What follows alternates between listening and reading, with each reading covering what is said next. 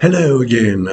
In the previous video, I talked about the chart of the 1st of January 2025, and I compared it with the chart of the 1st of September 1939. So I hope that you enjoyed that explanation about the configurations that were repeating themselves, although in reverse, but still it seems to be quite an important type of configuration which will most probably have a determining effect in our world in 2025 and during the following years as well.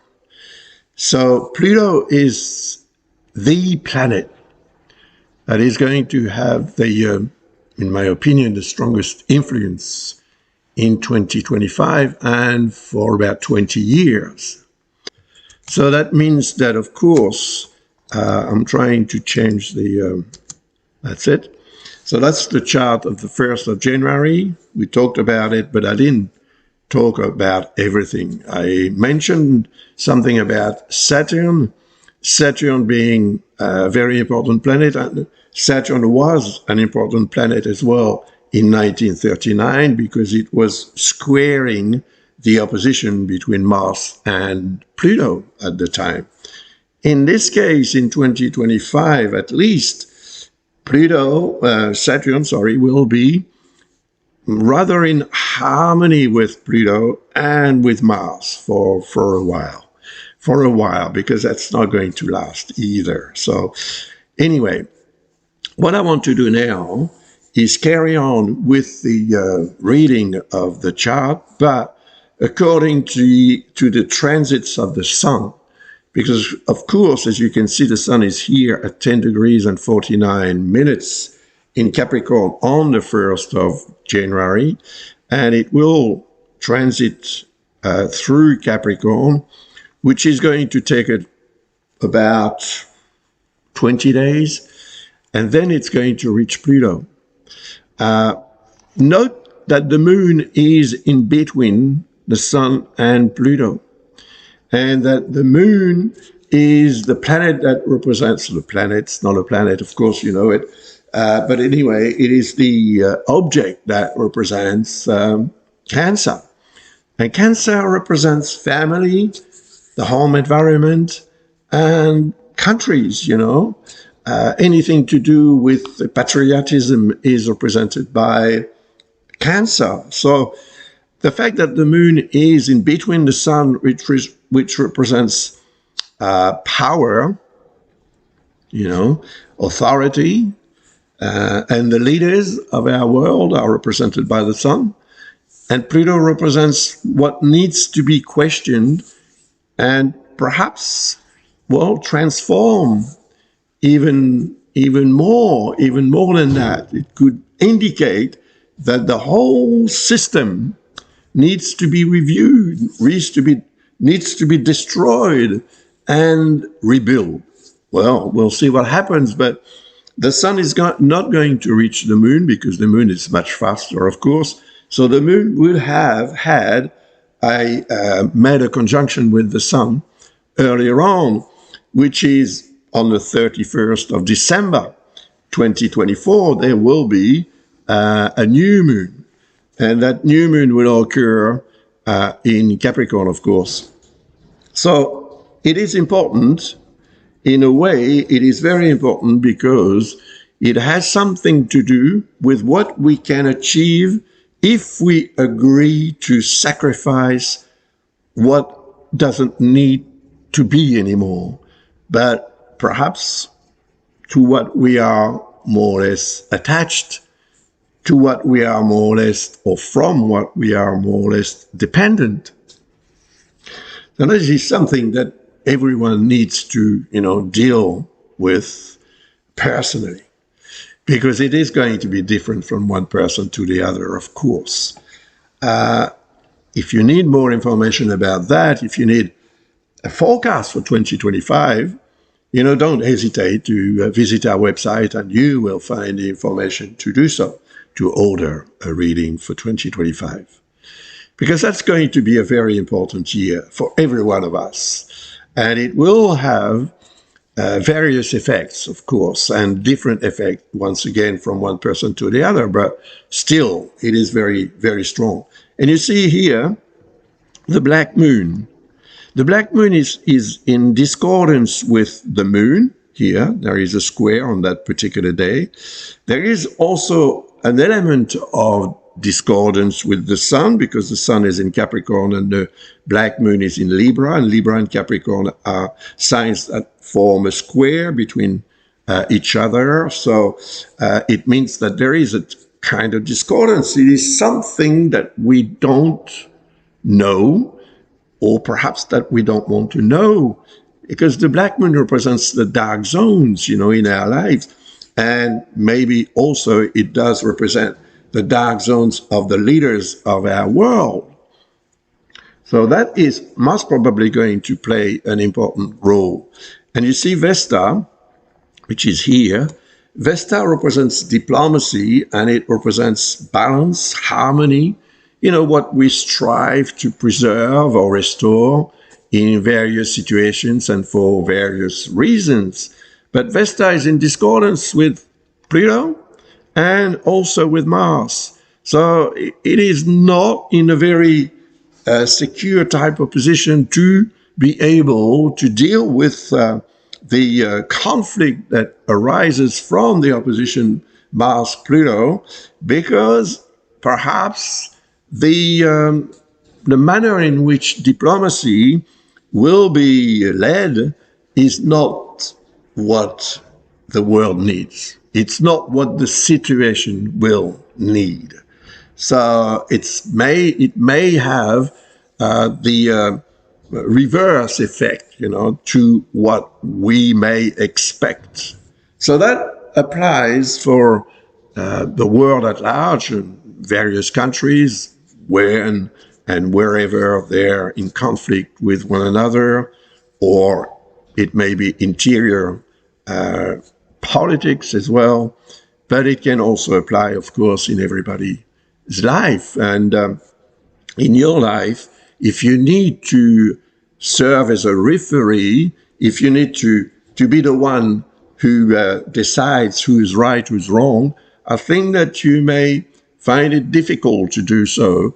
And if you need to find arguments to try and bring both parties together, although they're in opposition, you may have also some kind of difficulty to find the right words and the right arguments to bring these people together, or those parties together, whatever the situation is.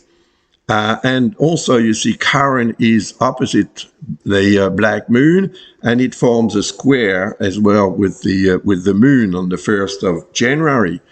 And Chiron is all about health.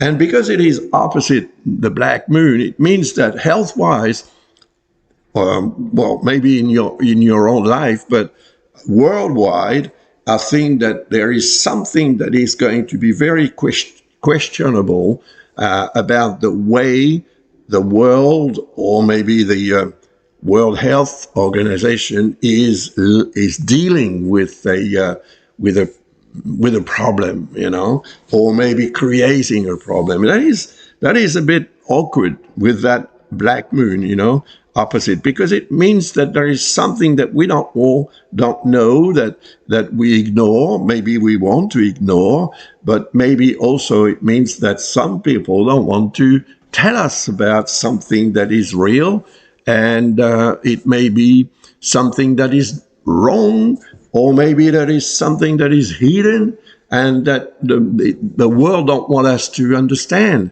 So it's going to raise a lot of questions in everybody's mind.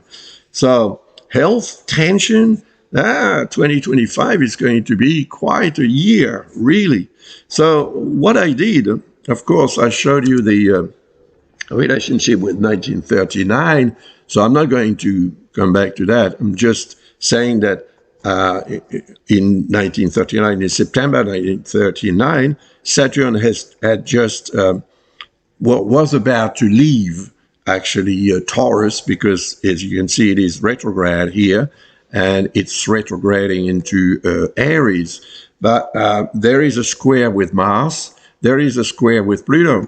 So that's what I've explained, is that Saturn, who was the one to play the role of the referee, was quite in a difficult position, because it's tended or tried to stop and to make this conflict between Mars and Pluto more realistic than idealistic. Unfortunately, well, the leader who was at the origin of the Second World War was an idealist, not someone who was really realistic about the future of his own life and other people's life and the world's life, actually.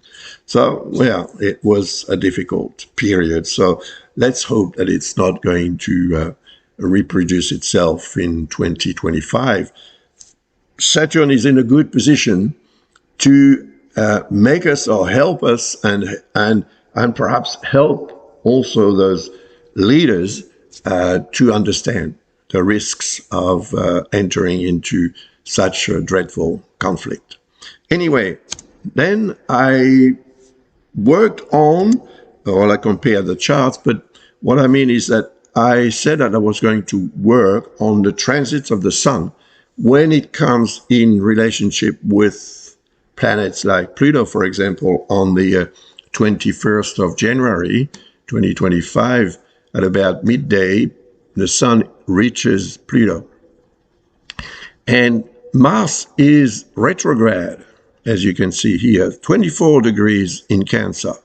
So the opposition can still be taken into consideration, although it is going to become a false aspect, because Pluto in Aquarius, the sun in Aquarius, the Aquarius is not a sign that is opposed to Cancer. Leo is.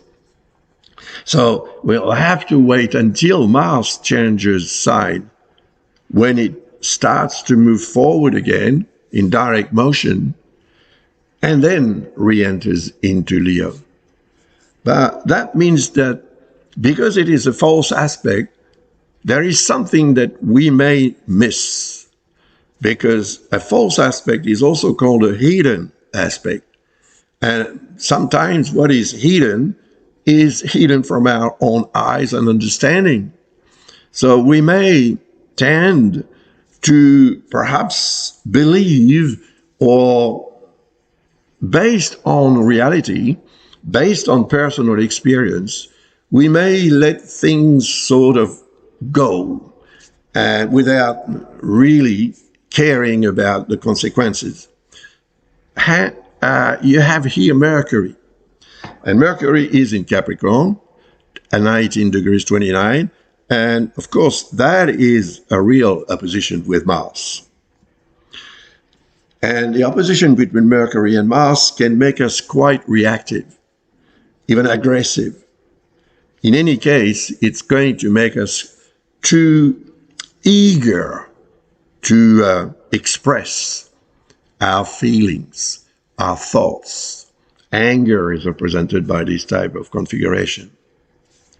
So it is a conflicting type of mind that we are going to have around that day and that time, because, well, the sun will reach Pluto on the 21st of January, that's for sure, but it will remain near Pluto for a few days. So, and then Mercury is going to reach Pluto, and that's not going to take long at all, because Mercury is a faster object than the sun.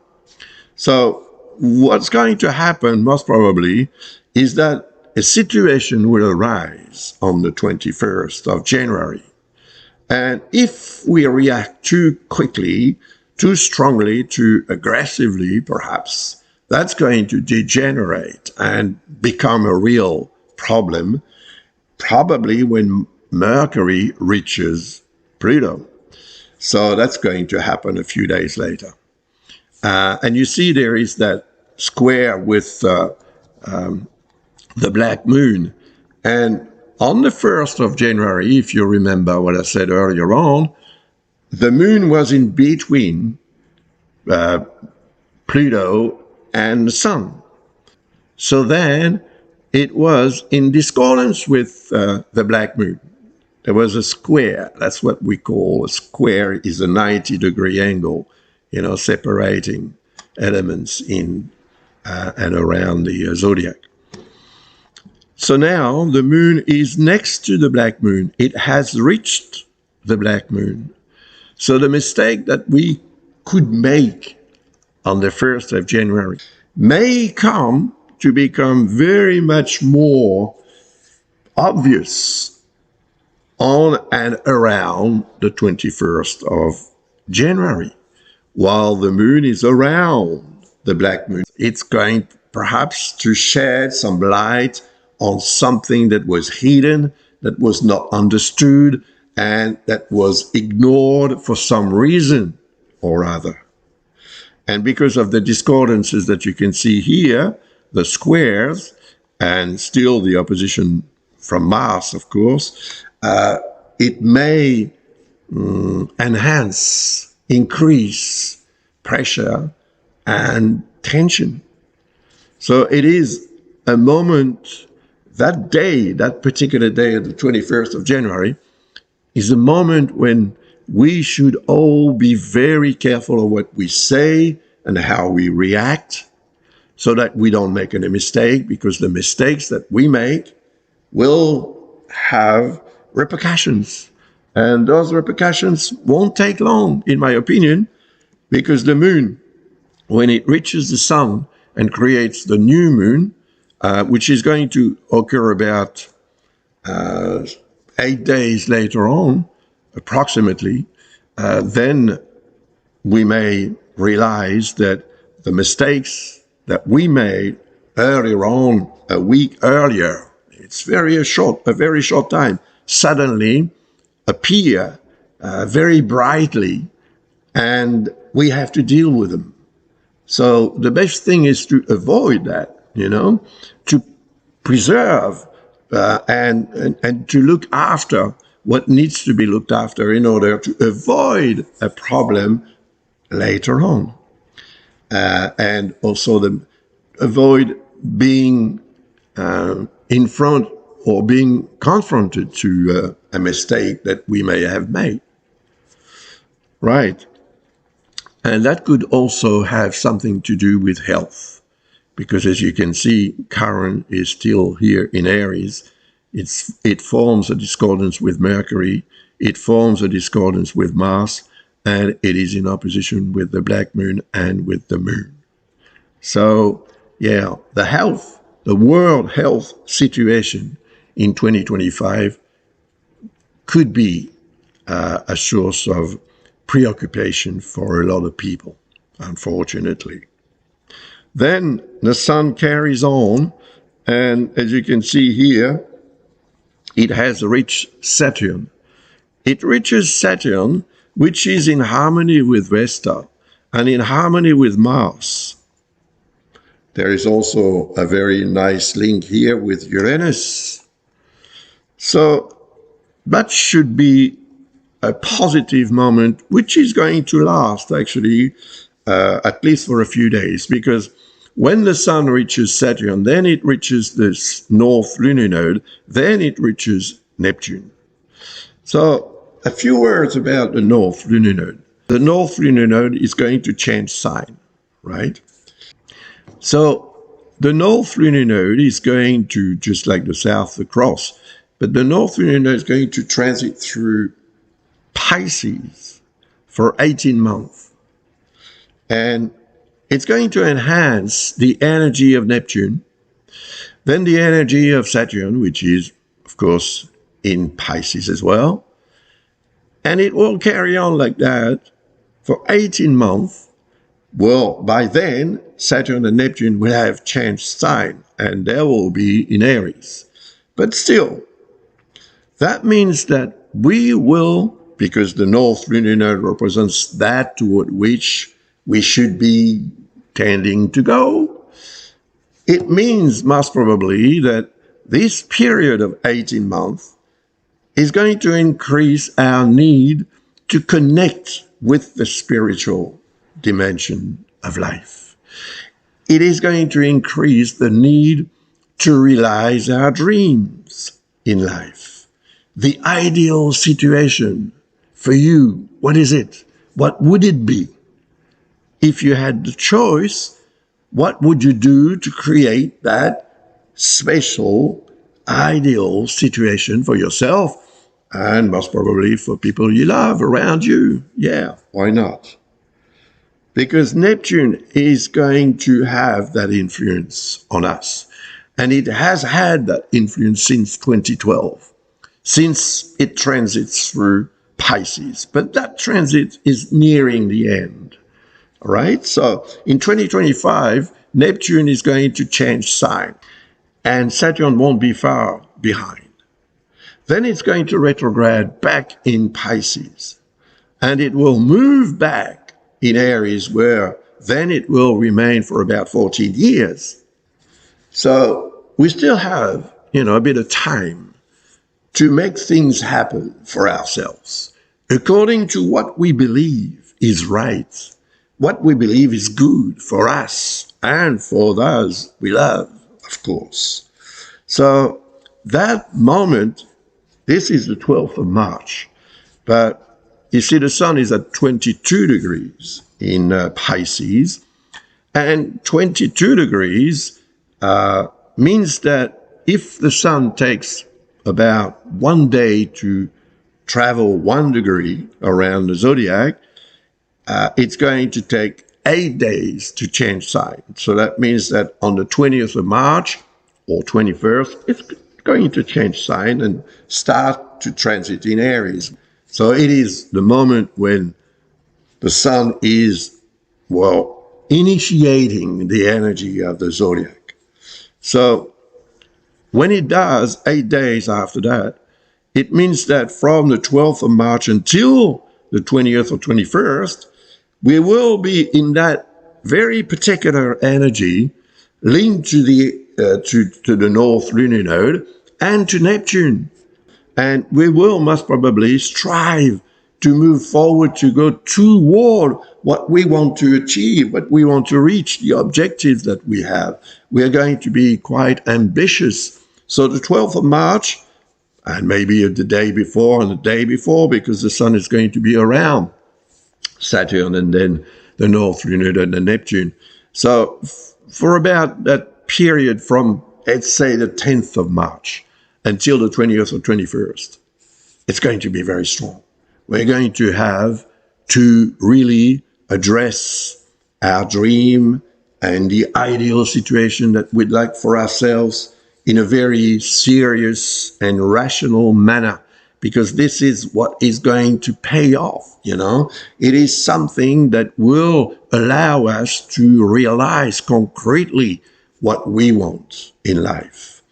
And that could also, worldwide, indicate a moment of hope because of what will have been said and done to preserve harmony through perhaps diplomacy and other means for, to allow countries to feel in a much better type of situation and state of mind as well, because that's very important too. And you see Uranus is here it's in Taurus, 23 degree in Taurus. It's going to remain in this sign until sometime in 2025, but especially in 2026, when it changes sign to transit through Gemini for 7 years. But because it is in harmony here with Saturn and more or less also with Neptune and the North Lunar Node and of course the Sun, it means that we can change something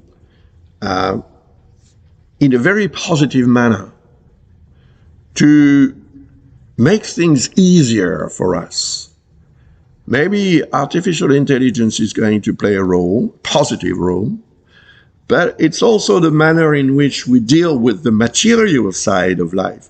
And the material side of life is not only money, it's our body, so it's what we eat. And Uranus in Taurus indicates that changing our eating habits may also have a positive incidence on our health, either to preserve or to restore it. But there is an opposition with Vesta.